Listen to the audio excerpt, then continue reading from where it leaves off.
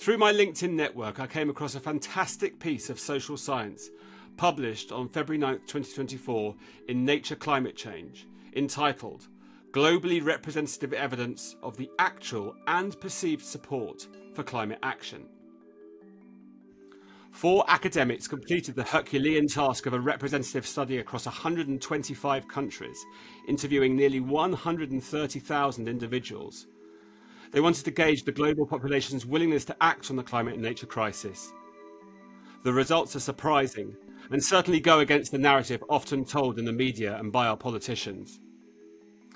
I think everyone who works on the climate needs to read and spread the findings of this study. We are in the midst of a planetary emergency, and yet we are currently not taking the action required to avert the worst effects. Why is this? I think this study goes a long way to answering these questions and give hope to our colleagues around the world. We are honoured to welcome the authors of this study. They are Peter Ondrej, Assistant Professor, SAFE and Goethe University Frankfurt, Professor Theodora Boniva, Professor of Applied Microeconomics, University of Bonn, Felix Chopra, Assistant Professor, University of Copenhagen, Professor Dr. Armen Fulk, Professor of Economics, University of Bonn. Welcome, everyone. Thanks, Tom. So firstly, I want to start off by each of you telling me a little bit about yourself and maybe talking a bit about like whose idea it was originally, why did you have that idea, what was your motivation, why do you think it's important? So, going in alphabetical order by surname, let's start with you, Peter. Thanks, Tom. So, I'm a behavioral economist, which won't distinguish me today because you are talking with 4 behavioral economists. I'm at the SAFE Leibniz Institute for Financial Research in Frankfurt, where I don't only work on how people reason about climate change, but also more generally how they make sense of the economic problems they face in their everyday life, how they think about inflation, inequality, and so on. Climate change, doesn't need a lot of motivation why we need to do research on climate change, but what motivated me to work on this particular study is that we face a global crisis. We need a global solution, but we actually know very little about how the world thinks about these problems. And so having the chance to, provide crucial data on this issue was one of the key motivations for me to work on this project. Thank you, Peter. Now over to Theodora. I'm an applied microeconomist, also working on behavioral economics. And my main interests lie in the fields of inequality research and climate change research. And I'm particularly interested in the role of social norms and what kind of impacts perceived social norms can have on an individual decision-making. And I think I agree with Peter that climate change is a topic that we all very much care about. It's one of the biggest societal challenges that we face today. And I think it's also one of the challenges that can only be addressed if we really find a solution that involves many people around the world. And this is also what motivated our study. Fantastic, thank you. And Felix? I'm also a behavioral economist, and before starting with this project, I really enjoyed working on policy relevant issues like what drives media bias and polarization in the market for news. What can we do to help people, save more for retirement? And so it felt kind of natural to start working on climate change, which is, one of the greatest threats that we are facing at the moment. So I was immediately excited about this opportunity. And it was also kind of a way to finally work on something that both family and friends can relate to and get excited about. So that was also kind of a nice change for a moment. So I think speaking about climate change is the most important thing an individual can do. And finally, last but not least, Armen. I'm a professor of economics at the University of Bonn. For quite some time, I'm working at the intersection of economic decision-making and psychology. I'm also interested in the origins of inequality and, broadly speaking, behavioral foundations of behavior. I think if you look at the climate debate, it is pretty much dominated by a natural science perspective. That is not to say that there's much work by brilliant colleagues who are pursuing a similar approach than ours, looking into behavioral foundations. But I think in the public discourse, but also in academia in general, there's fairly little known actually about what humans can do. And if you think about it, humans are, of course, the problem. I mean, we are causing this climate crisis. But if there's any hope, it's humans who can be the solution as well. And therefore, I think it is of crucial importance to better understand the motives, the behavioral foundation of willingness to fight climate change. And this is pretty much what motivated me. In addition, and Peter alluded to this, it is a global problem, it's a global crisis, and I think we need global data to answer these questions. And I do have some experience in previous work with running globally representative samples, and I was very happy to provide some of that input to this project. So Theodore, if you could just run through point by point the main results from the study that concluded with the publication in February. So we conducted a globally representative survey interviewing about 130,000 people in 125 countries. And our main goal was to study people's willingness to fight climate change across the globe. And overall, our findings were extremely encouraging because we find overwhelming support for climate action around the globe. About 69% of the global population is willing to contribute 1% of their monthly income to fight climate change. Moreover, we find strong support of pro-climate social norms. So about 86% of the global population thinks that people in their country should try to fight climate change. And there's almost universal demand for intensified political action. We find that 89% of the world population thinks their national government should do more to fight climate change. In addition, we asked respondents to guess what percentage of people in their country is willing to contribute 1% of their income towards the fight against climate change. And the results were surprising. So while the actual share is 69%, the average perceived share was only 43%. So there was a 26 percentage point gap between the actual and the perceived share. And interestingly, we actually document this pattern in all 125 countries in our sample. For me, this perception gap is absolutely key because I know that everybody cares about the climate crisis and yet they're not willing to take action. So that perception gap, was that surprising to you? Yes, so we did know from previous studies that that perception gaps exist. So we had actually done a study in the United States where we had documented similar perception gaps in the past. But of course, it was surprising to us to see that this pattern is really universal, that we can find it in every single country in our study. So I do think that we were surprised to find this result. So it's not really unique to a specific country or setting, but it seems to be something universal.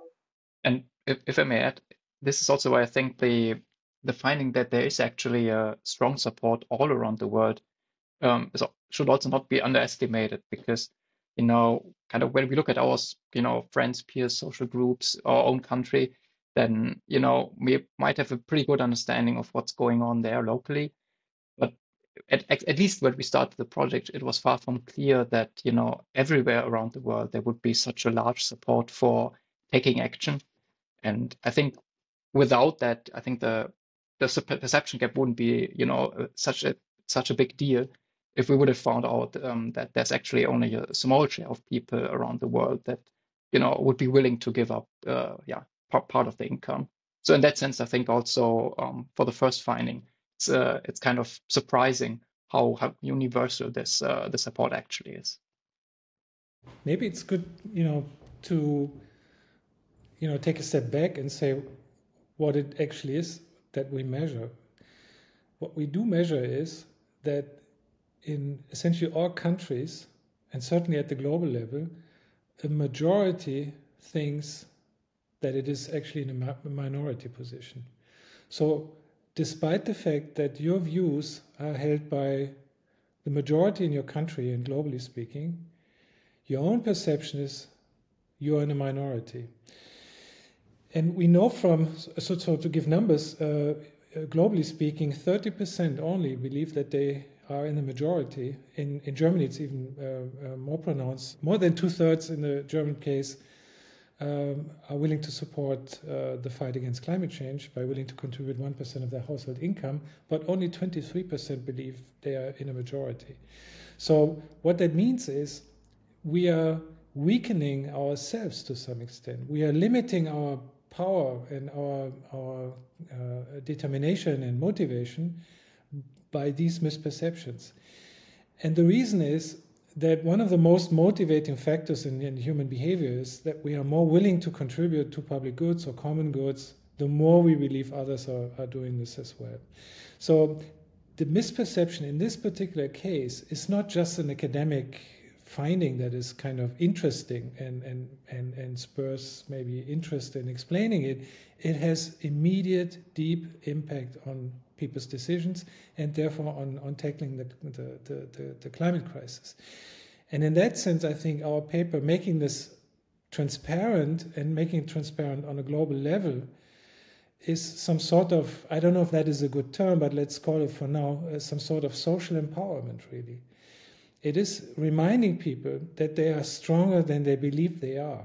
And I think if one thing is really needed, then it is the belief of being strong, because the opponents are strong as well. And there are so many issues and problems in tackling and fighting climate change that it is super important that motivation is high.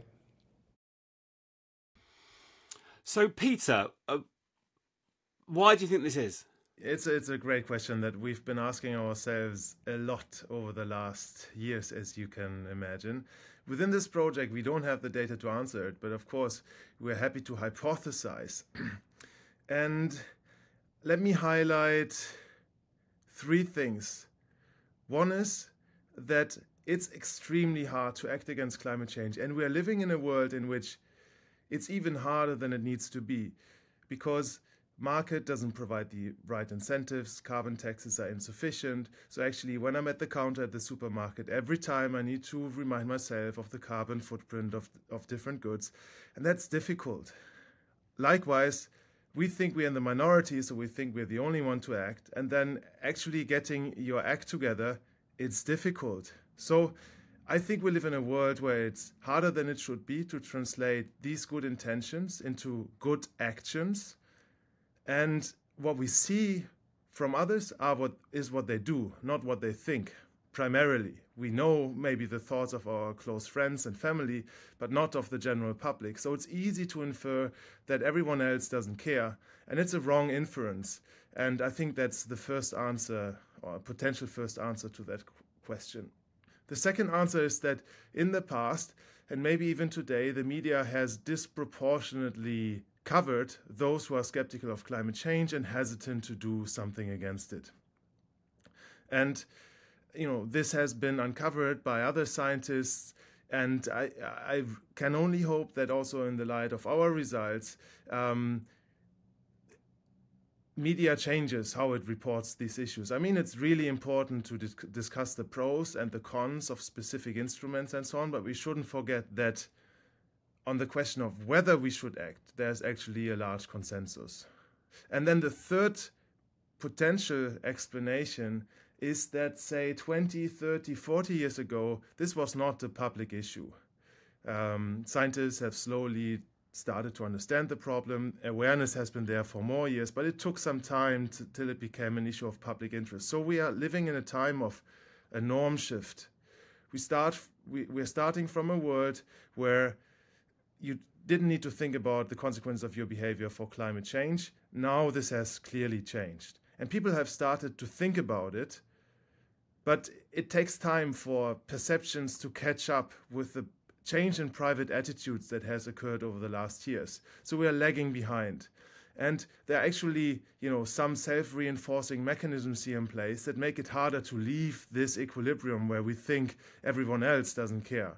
So these are my 3 explanations. And I think in all of these cases, it's quite like this message, and I really like how you labeled this podcast meeting, "We are the majority." This message getting it out there is going to help with all of these three issues, and will make it easier in the future to convince people to actually act on their good intentions. And then we can also talk about, changing the choice environment to make it easier for people to translate good actions into good actions and so on. But getting this message out, this should be our main priority today. I completely agree with what Peter said. I think that these changes in social norms over time are definitely happening, and we're probably lagging behind in our views and thoughts about what other people think. And also, and this is, I think, where our research comes in. How are we supposed to know what people think in our country or around the globe if we don't have good data? So I think this is actually what also motivated our study, that we were exactly interested in measuring whether those social norms had actually emerged around the globe. And we can document that they have already emerged. So globally, 86% of the population thinks that one should fight climate change. And I think this is a really strong point to be made, that we are not hoping for social norms to emerge in the future. They have already emerged. And I think this is something that policymakers also need to take seriously. Around the globe, we find that 89% of people think that their government should do more to fight climate change. And I think that this is a really strong message to policymakers. People want climate action. And we really hope that our paper doesn't just speak, to the public, but also to policymakers directly, who will hopefully feel encouraged to take their voters' concerns more seriously in the future. Especially in 2024, which is this year of elections, right? It's so significant right now. Your timing, guys, is, I think, just outstanding. I might add something concerning the hopes that Peter was expressing at the very end of his statement, which is, do we believe that informing people about actual willingness has a potential to effectively change behavior? The answer is yes. It is actually based on evidence that this exact team has provided in a companion paper that Theodora alluded to before, where we randomly assigned a subset of the US population about their fellow citizens' actual willingness to contribute to fight climate change, and compared these numbers and their effective willingness to pay money to fight climate change with a control sample where we did not provide that information. And what we did find is that the willingness to spend actual money in the treatment group that received the information about actual willingness is significantly higher than in the control condition that did not receive this information.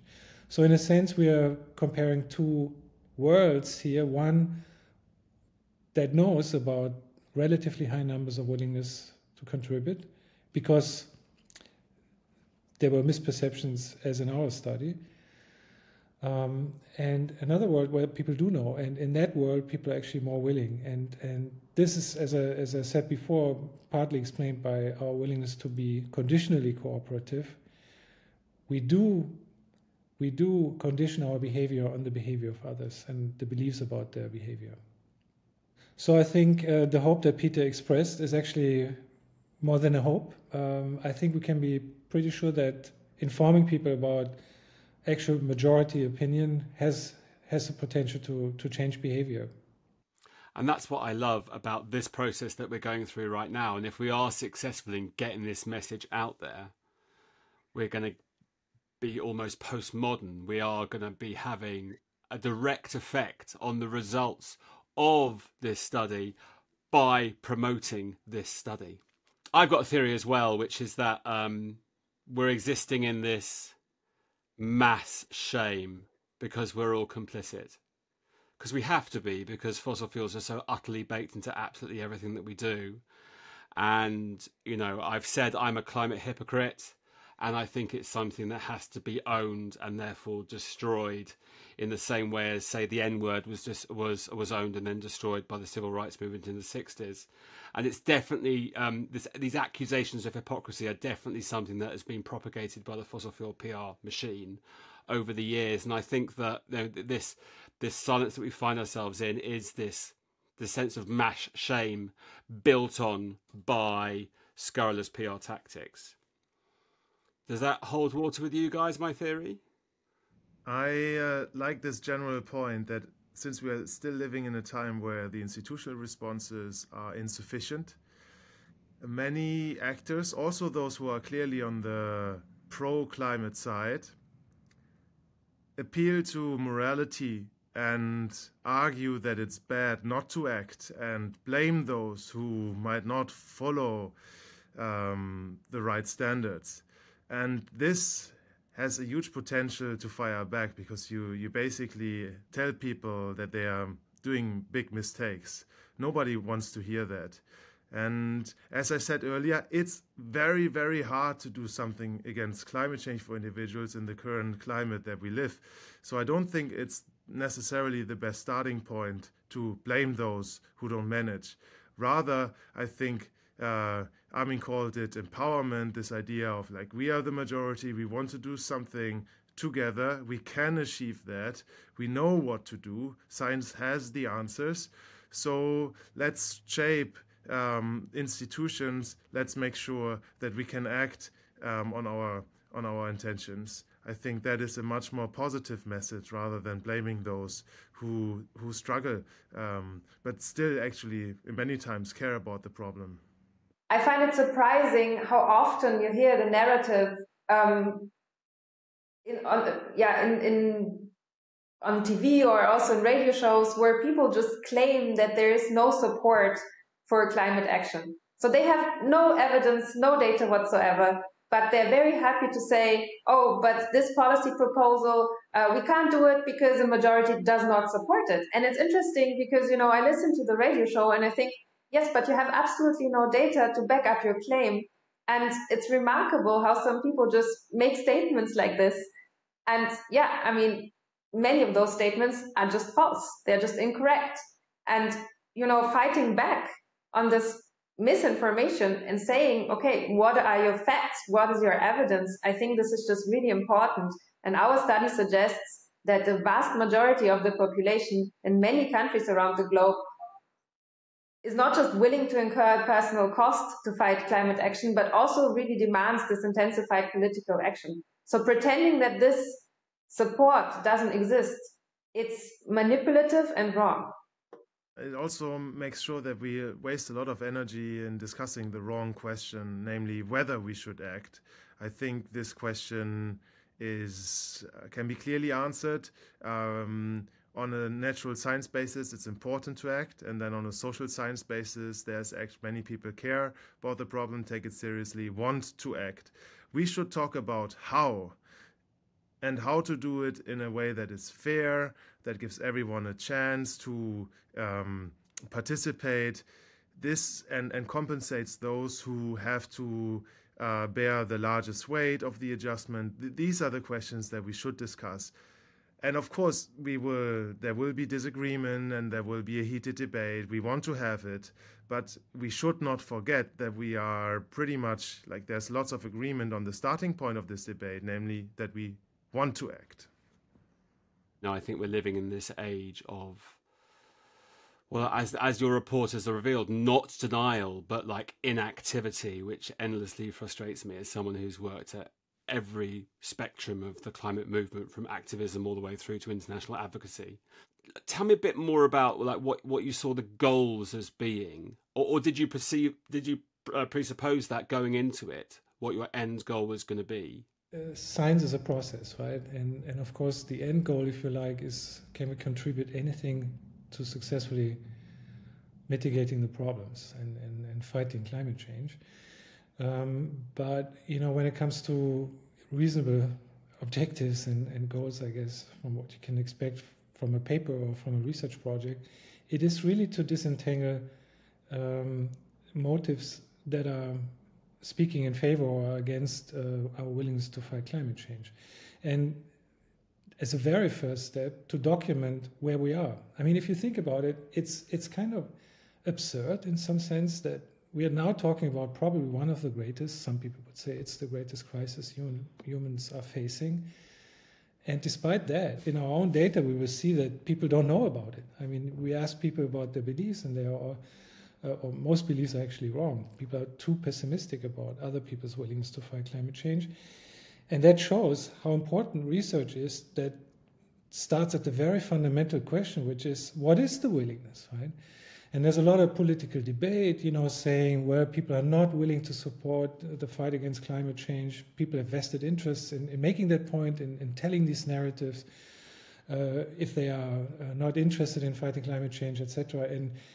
And I think as a very first step, it was important to us to document the actual support. And starting from there, you can ask new questions, which is, why is support varying between individuals, but also between countries? How can we increase that support? And it's like a medical problem, right? You have to start with a diagnosis, and then you have to say what are potential means or instruments to fight the crisis. For example, if, as we show, beliefs are wrong, people are too pessimistic, then one policy angle that immediately follows from our research is to correct these misperceptions. Here's a related angle on this.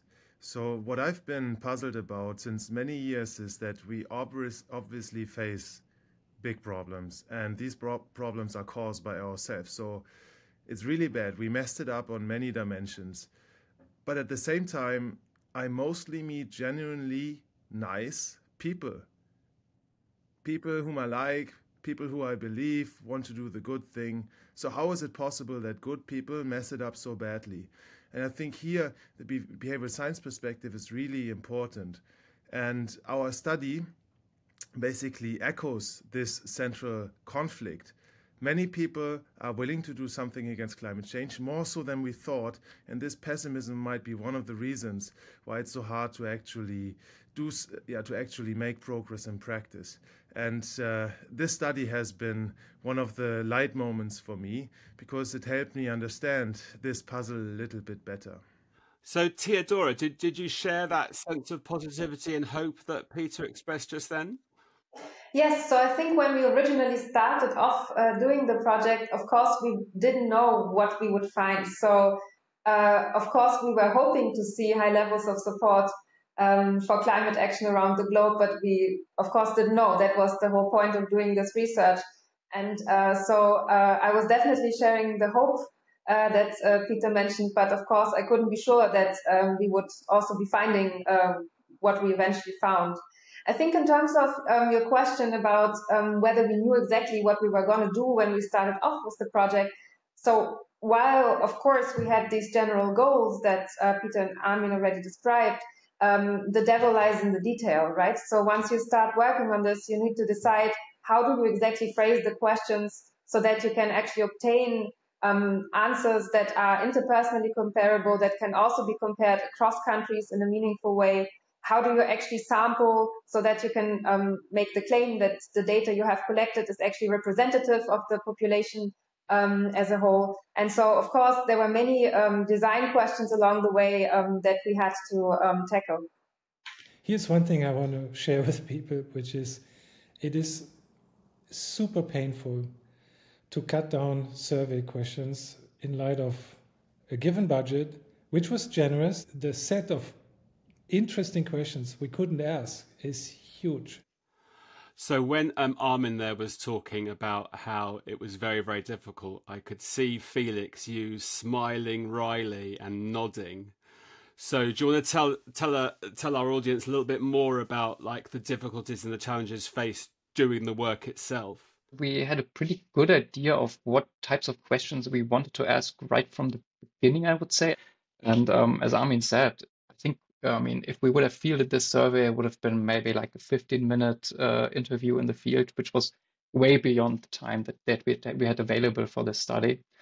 So for us, it was more kind of a months-long grind of, how to cut it down to, what are kind of the questions that provide the most, value in and of themselves. The company that we were working with to conduct the survey, and they had this, very strict timeline of, when to have to deliver specific deliverables, and kind of making all these decisions as we went along this process. That was kind of the challenge that we faced. Okay, so you had like a separate organization who would then have a team that would be approaching the 130,000 people. Is that right? Yeah, that's right. So they have different field teams in different countries. And we had kind of one central coordinator who was helping us during that design phase to, figure out what are kind of the logistical constraints that, our partner has in the field. What are our, requirements as researchers, and how can we get the two together? There was also a lot of pre-testing. So once we actually had designed a set of survey questions, Gallup fielded them in the different countries so that we could see whether the respondents really understood the questions in the way we were intending them to understand them.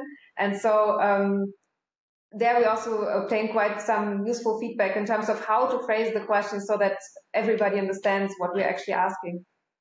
Interesting. And I would like to add to this.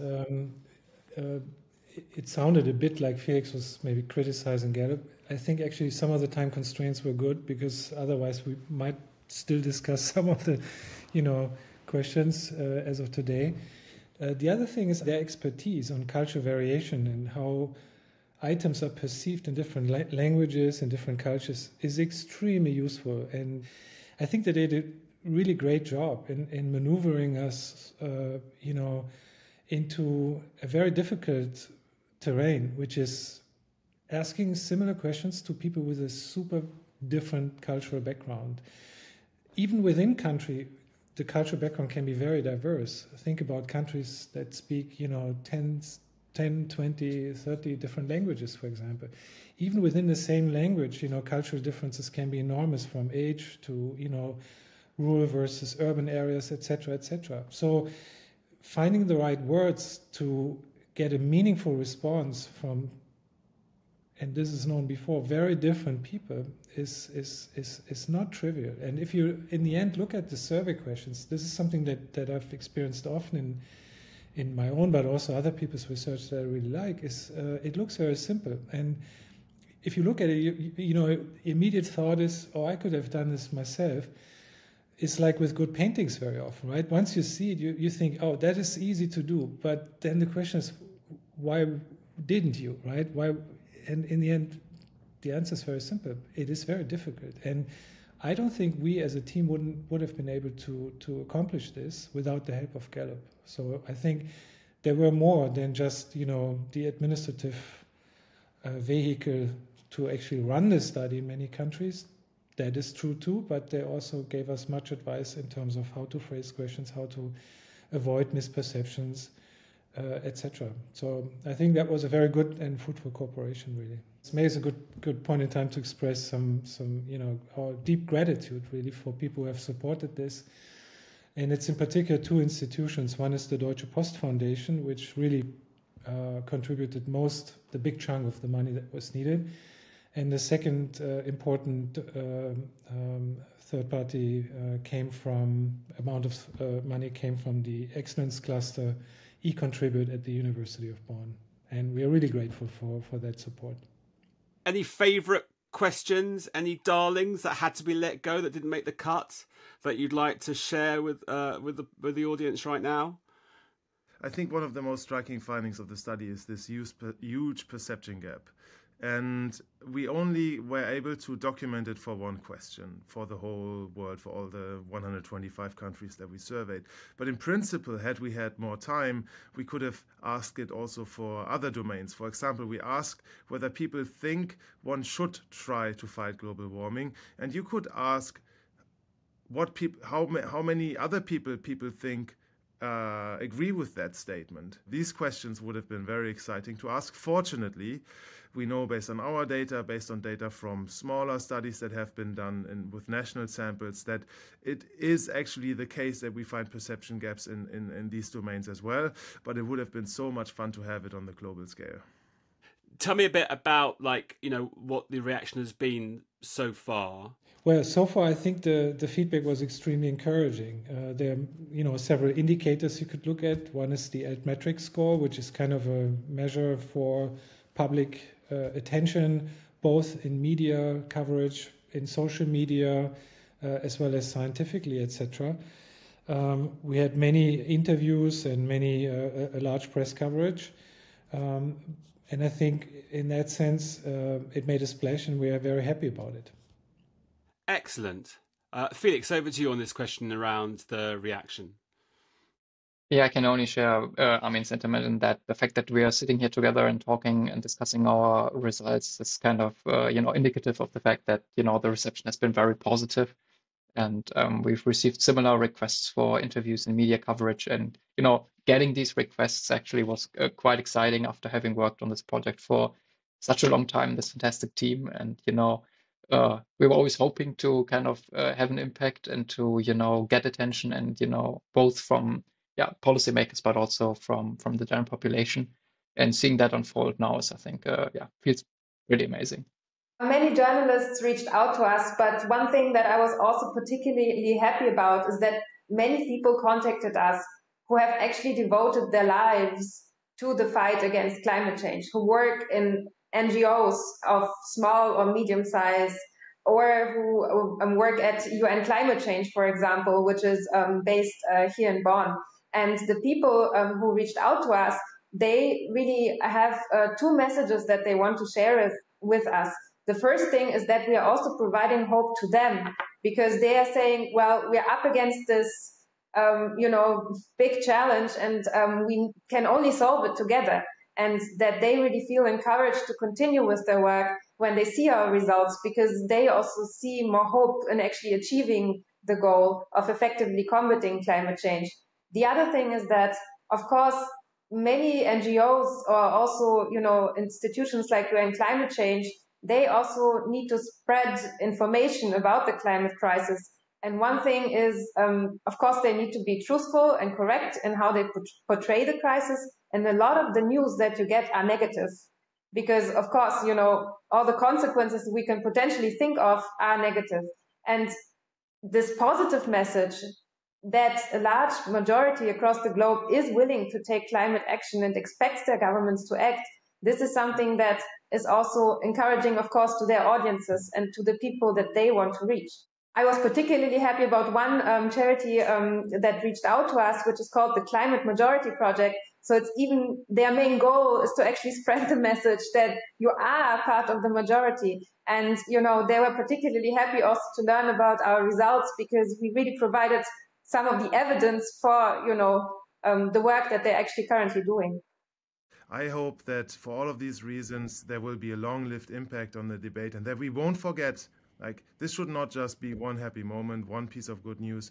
We should not forget that the majority supports climate action. In terms of reactions, there's one reaction I would like to share with you. I've been, given presentations in many conferences in my life, but there's one thing that never happened to me except this one time when I started to talk about this paper. It was on a climate energy kind of, conference organized by some federal ministry in Berlin and some, 100, 200 people in the audience. And the whole atmosphere on this conference was pretty, depressed because, one talk after the other was highlighting all the problems, all the difficulties, and all the negative scenarios, etc. And they were all good presentations. I'm not criticizing. So at some point, I went up there and said, "Look, today and now, I'm going to do something very different. I'm going to tell you something that is nothing but good news." And then what happened is people started to spontaneously applaud. And that has never happened to me. So, and for a second, I was actually overwhelmed. Psychologically, it can be more powerful, perhaps, to share positive narratives, good news, and remind us that we are the majority.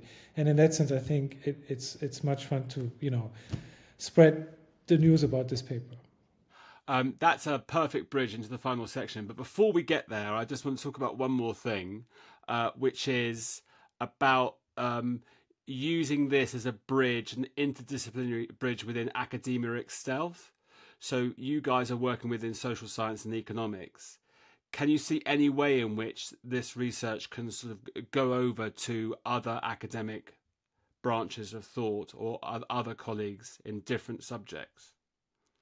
maybe one possibility is that I think there's lots of interest in the natural science in modeling, ecosystems and, how, nature works.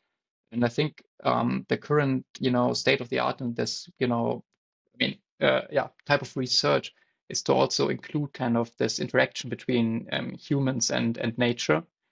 But you need to know kind of, how the human component will behave, how it will, react to changes. And I think part of these models require input on, people's preferences and people's, willingness to kind of change behavior. And I think here's one potential scope for kind of, bridging over to that type of research by using our data as input for these types of models. One thing I might want to add is that I do think it can also speak to research on politics more generally, because tackling the climate crisis, of course, needs actions by people, by national governments, but also we need international cooperation between countries to agree on certain policies.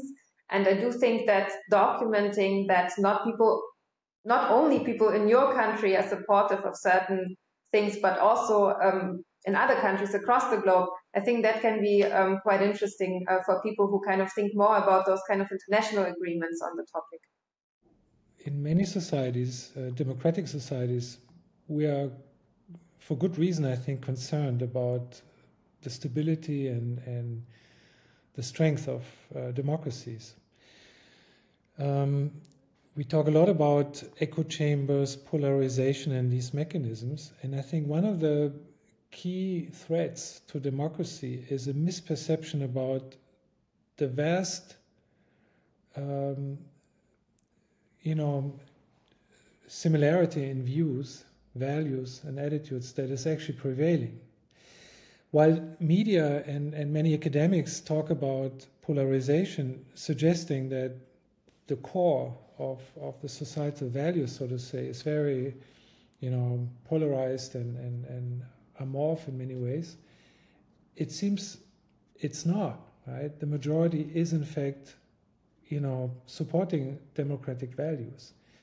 Well, look, guys, thank you so much for a staggering piece of work over the last couple of years, which I know has already acted as a piece of inspiration, certainly for me and also for my colleagues in the climate community around the world. A real great tool for the climate change professionals that I work with daily. To conclude, what are your hopes for the research? I know that you've touched on this already, but maybe just to formalise it in one statement. So many people around the world care about climate change, are willing to act against climate change, think others should do so too, and think that national governments should do this as well. So we have the foundation on which we can make progress. And let's not forget this foundation, and let's work hard on making progress. So in my view, it is crucial to effectively communicate that a large majority of the global population is willing to incur personal costs to fight climate change and also expects the national government to act.